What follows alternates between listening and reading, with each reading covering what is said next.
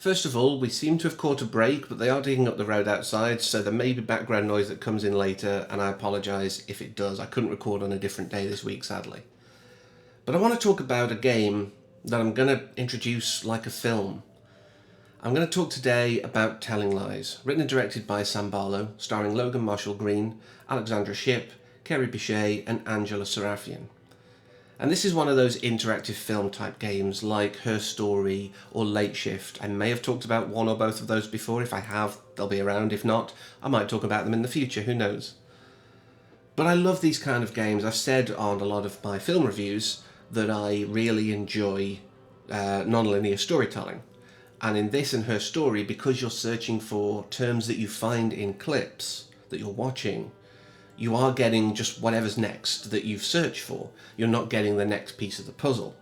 You might start with something that's right slap bang in the middle of the story, but the next thing you search for is like 2 days later, but then you search for something that was actually 3 weeks before the other one. And I love this idea that you're piecing the narrative together slowly over time. There's a beauty in this that the tale you get is entirely dependent upon what you search for. And you can carry on after the end and search for more things, just to get more of a complete story. But I like to play it as though I am really experiencing it like it was intended, if you will. The narrative you get is the narrative you get. You can't just go, well, what's the rest of the clips? Apparently there are sort of tips out there that you can actually get more of the video to watch, particularly on the Switch apparently. But again, I don't recommend doing that, at least on your first time through. If you want to watch all the clips, fine. But I think on your first time through, play it as you're meant to, and you'll get a lot more out of it. This is one of those where, it's very much dependent on you making the right notes. Otherwise, you could just completely go down different avenues. There's apparently a mechanic that whoever or whatever story parts that you search for the most will give you sort of an epilogue. And if you search a certain amount, I believe it's over 60%, you get an extra little bit to that scene as well. So it's all dependent on how you search. This is very much led by you. Whilst the whole story was filmed and starred these people, as well as obviously a few supporting characters, quite a few supporting characters, it is mainly based on what you're searching for. I managed in my playthrough to get about half, 97 clips in total. I thought I'd done pretty well. I thought I got a lot and was very efficient. But no, I still only managed half. Because the premise is you've got this external drive with all this footage of an undercover agent, and you're basically trying to leak it out into the world, and you've got 5 hours. That's it. You've got to get as much footage as you can and upload that footage to make a case to sort of blow the whistle on this, whilst before the FBI come and hunt you down. Because there is an ending scene that I've double checked. The ending is exactly the same. You get the footage out there and you escape up to the roof. That will always play out. But like I say, you then get the post credits or the after scene of whoever you've searched for most. Apparently I was really interested in Maxine or Michelle or Melissa. I tended to find that side of things because that was where I first heard Snow White, which led me into the Snow White, sort of the descriptions of the people that they were following in this eco-terrorist group. So Snow White was the jumping off point. That first scene with Angela Sarafian was where the whole plot came out of it for me. And so there was an interesting thing here. I was like, there's something not right here. And again, it's all depending on how you look, how you interpret the data you're given. You are given, because it's meant to be you're on a laptop and you're given a fake OS to play with. And there's a notepad style thing. So I was making notes of like words that I wanted to search for. And then I'd put like exclamation marks at the end once I'd searched for it, once I'd got the data. But I was kind of like going down the terms and stuff. But I noticed she had a tattoo on her chest that said Max, and I was like, oh, I'll take a note of that to search for later, not realising, of course, that that was her real name. There's the digging, so we'll try and power through. So I'd stumbled upon that information early and managed to get to the scene where David, the FBI agent, is going, look, you can't blackmail me, give me the footage now kind of thing. So I stumbled upon this in a weird way. Also, there's a trash bin, a recycle folder, with 3 paintings. And something in my head said, look for these, so I tried searching by the codes that were, the file names didn't work. I found out they were all Edouard Manet pictures, so I searched for Manet. I then sort of found what's the title of these pictures, so I put words from that and also the English translations and got some different scenes, including that led me on to the bird on a wire, sort of closed caption watch along party they did together, and that was a wonderful humorous sidebar. But as time went on, I felt the pressure. I was like, I need to get the narrative. I need to find out if there's any more. And I actually stumbled upon what I consider one of the later, probably the last scene of David basically exploding the boat and killing himself.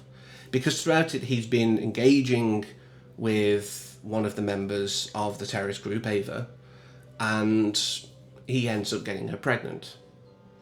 But everything goes wrong when she realises that, yes, he's an undercover agent, and also his wife is possibly starting to see this guy Stephen, and you see this seep in other bits as well.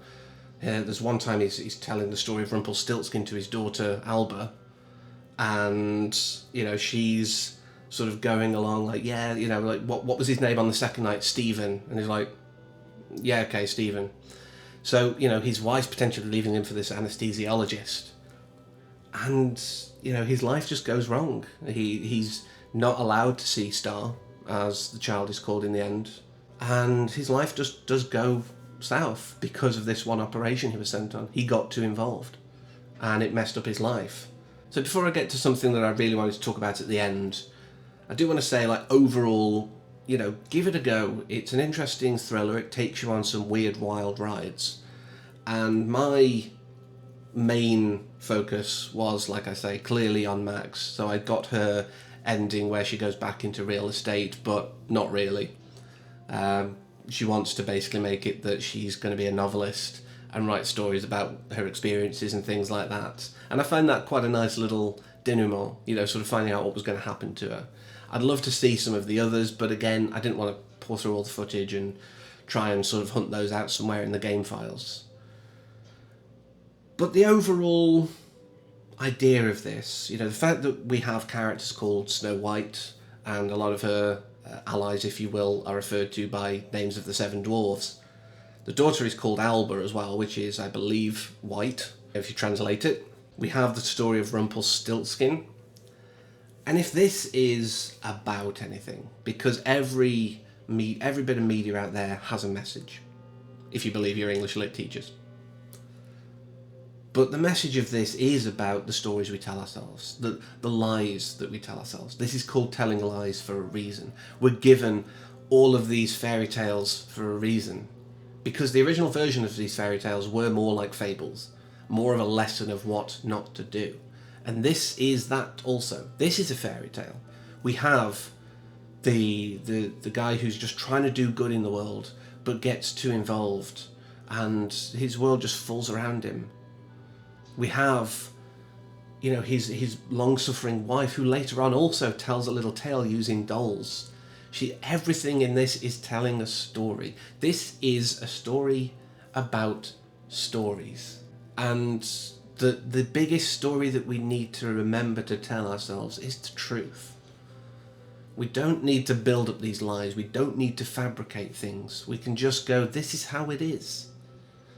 If David had been honest from the start and just said, look, I can't sleep with you, there's reasons, but I can't, it would have saved him. It would have been really difficult, but it would have saved him. Or, counter to that, Emma, I was deep in, undercover, bad twist of phrasing, I was really undercover, there we go, and I needed to do it for believability. If his marriage went south, his marriage went south. But being honest and not, duping people would have been a lot better. But of course, undercover ops are all about telling lies. Maybe that's another layer of nuance on this as well. But this is one of those, like I say, that I really enjoyed. I enjoyed non-linear storytelling. and I eat this stuff up. It's great. I really enjoyed it. It was well acted, well shot. Some of the pauses might have been a bit overlong when you watch the corresponding scenes, but you can let that one slide. There's a lot of dead air moments which are very uncomfortable, and maybe that's meant to be that way because you're watching, you're prying, you are spying on this person's life, and that's meant to be uncomfortable, I'm sure. So yeah, a story about stories and deceiving ourselves, told in a non-linear format. More please, come on Barlow, give me more.